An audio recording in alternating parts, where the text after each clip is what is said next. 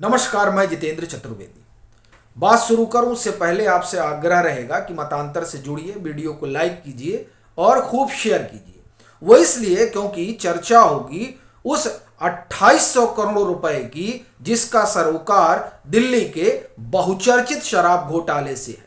वही घोटाला जिसमें आपकी सरकार फंसी हुई है और कई नेता और मंत्री इस शराब घोटाले के चंगुल में आ सकते हैं, इस बात की भी संभावना जाहिर की जा रही है। फिलहाल तो एक पूर्व मंत्री और नेता इसी मसले में तिहाड़ में है। अब यह सवाल उठता है कि 2800 करोड़ रुपया क्या है, क्योंकि अभी तक तो यही चर्चा रही कि इस न्यू एक्साइज पॉलिसी में फेवर करने के लिए साउथ लॉबी और तमाम लोगों का 100 करोड़ रुपए का घूस लिया गया था। पर यह 2800 करोड़ रुपए कहां से निकल आया? देखिए, जो एजेंसियों ने आरोप लगाया है उस आरोप में यह बात बताई गई है कि तकरीबन 2800 करोड़ रुपए के राजस्व का नुकसान हुआ है, यह जो न्यू एक्साइज पॉलिसी आई है उसकी वजह से। अब अगर आम बोलचाल की भाषा में कहूं तो ये तो 2800 करोड़ रुपए के गबन की बात हो रही है। और दरअसल ये जो 2800 करोड़ रुपए हैं ये कहां गए हैं, किसकी संदूकों में गए हैं, किसके ओवरसीज खाते में गए हैं और कहां कहां खर्च हुए हैं, ये असल में खेल है। और जब इस तरह का मसला होता है तो उसमें मनी ट्रेल भी बड़ा लंबा होता है, क्योंकि ये तो निकालना पड़ेगा कि पैसे कहां कहां गए। और दरअसल यही वो मामला है जिसने आम आदमी पार्टी और सरकार की नींद उड़ा रखी है। हालांकि आम आदमी पार्टी ये बात कहने से गुरेज नहीं करती है कि इस तरह का कोई मामला है ही नहीं है, क्योंकि उसका तो कहना है कि साहब हम ये जो नई शराब नीति आई, इस नई शराब नीति की वजह से बड़ा फायदा हुआ, घाटे वाटे का कोई मसला ही नहीं है। पर बड़ी बात यह है कि अगर फायदा हुआ तो ये जो नई शराब नीति थी इसे वापस क्यों लिया गया? अच्छा, वापस लेने की आप टाइमिंग देखिए। जैसे ही ये मामला सीबीआई को सौंपा जाता है एलजी की ओर से, उसके महज कुछ रोज बाद ही न्यू एक्साइज पॉलिसी को ड्रॉबैक कर लेती है अरविंद केजरीवाल की सरकार और जो पुरानी पॉलिसी है उसी को लागू कर दिया जाता है। अब अगर इससे इतना फायदा हो रहा था दिल्ली के खजाने को तो क्यों वापस लिया गया? यह पहला सवाल है जो अरविंद केजरीवाल और उनकी सरकार को परेशान करने वाला है। दूसरी बात, आम आदमी पार्टी और उनकी सरकार यह भी दावा करती है कि यह मामला ही पूरा फैब्रिकेटेड है। अब बड़ी चीज यह है कि अगर यह मामला ही फैब्रिकेटेड है तो पर्नो रिका जो कंपनी है वो ये क्यों कह रही है कि हमने जो अपना इंटरनल इंक्वायरी कराया है उसमें यह पता चला है कि ये जो दिल्ली का शराब घोटाला है जिसकी जांच पड़ताल चल रही है उसमें इनकी कंपनी के भी कुछ लोग जो है वो इन्वॉल्व थे, उनकी भी भूमिका थी। अब आप देखिए, पर्नो रिका इंडिया जो है उसके जो यहाँ आप एक तरह से कहें कि डायरेक्टर हैं या हम कहें कि जो इंडिया हेड है उसके, वो उनको भी आरोपी इसमें बनाया गया है। तो ये बात क्यों निकल कर आती है अगर ये मामला फैब्रिकेटेड है?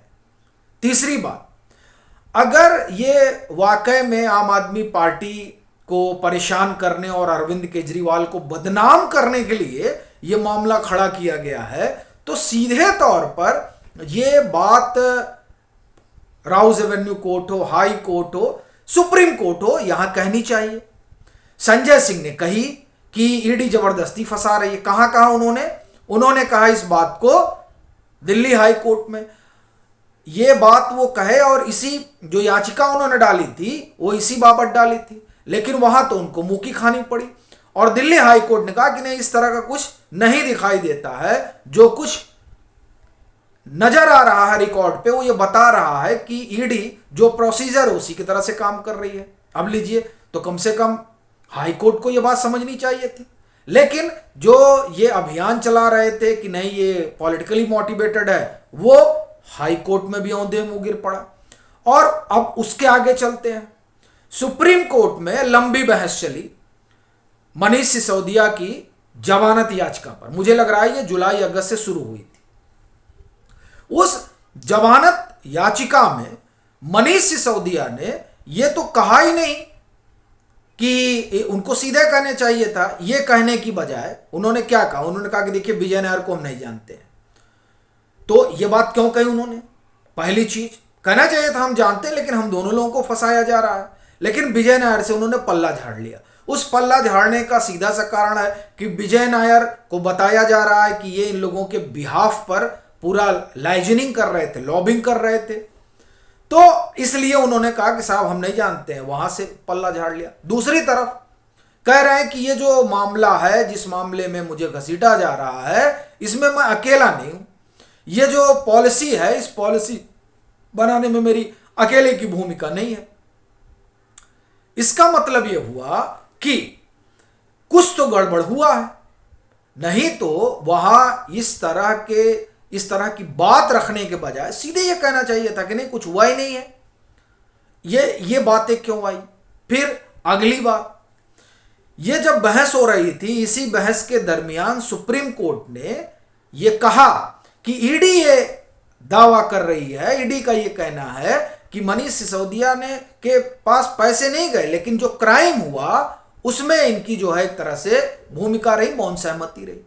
ये बात तो सुप्रीम कोर्ट में नहीं आनी चाहिए थी, क्योंकि ईडी ने वहां जो कुछ रखा स्वाभाविक तौर पर है, उससे ये बात निकल कर आई और तभी सुप्रीम कोर्ट का इस तरह का ऑब्जर्वेशन रहा। अच्छा देखिए, यह ऑब्जर्वेशन सिर्फ सुप्रीम कोर्ट का रहा हो, आप दिल्ली हाई कोर्ट चले जाइए, आप राउज एवेन्यू कोर्ट चले जाइए, वहां सब जगह कम से कम एक बात तो निकल कर आई है कि कुछ जो है वो गड़बड़ी चल रही है।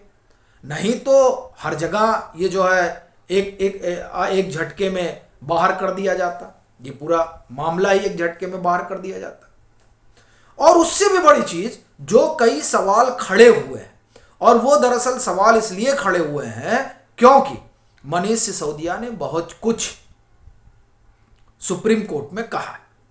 और वैसे भी जब ये कहा जाता है कि साहब ये मामला फैब्रिकेटेड है, तब ये सवाल उठता है कि Indo spirit black listed company थी, उसको किसने कहा कि इसको लाइसेंस दे दिया जाए?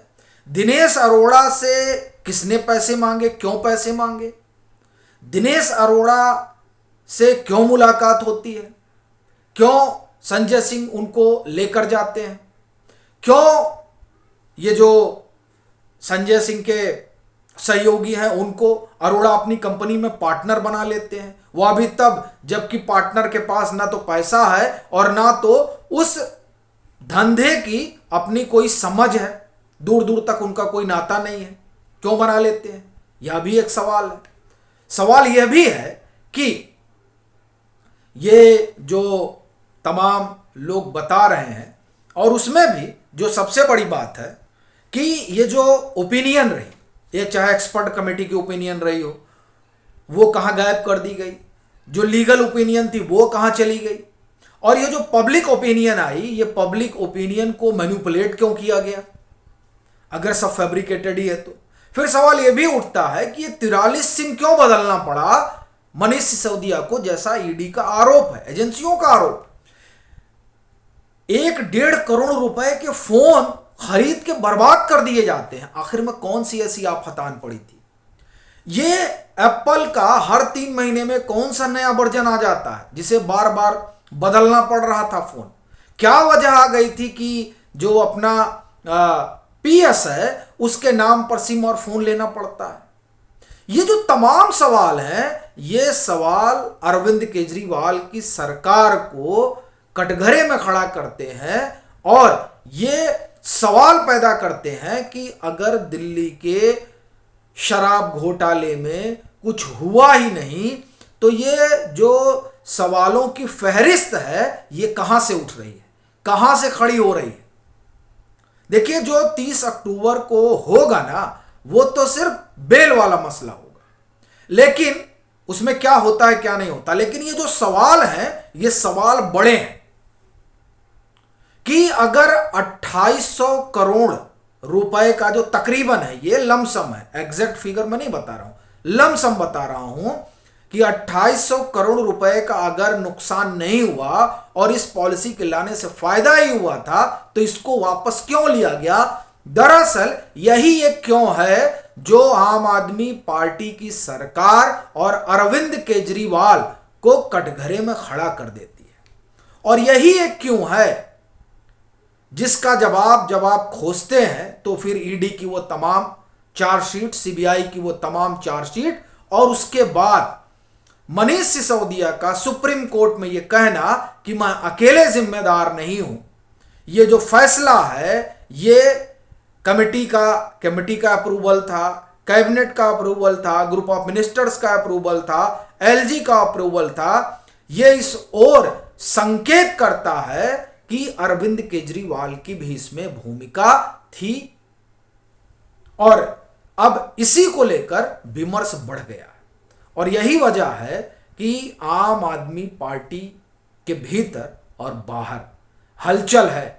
भीतर इस बात को लेकर मंथन चल रहा है कि क्या किया जाए, और बाहर सड़क पर उतरकर यह दिखाने की कोशिश हो रही है कि ये जो मौजूदा सरकार है वो आम आदमी पार्टी को परेशान कर रही है। लेकिन यह सिर्फ नैरेटिव गढ़ने की कवायद है। बाकी ये जो पूरा मामला है, इस मामले ने आम आदमी पार्टी और सरकार की जड़ें हिला दी हैं। आपकी अपनी क्या राय है जरूर साझा करें। मतांतर से नहीं जुड़े हैं तो जुड़ें, वीडियो को लाइक करें और खूब शेयर करें।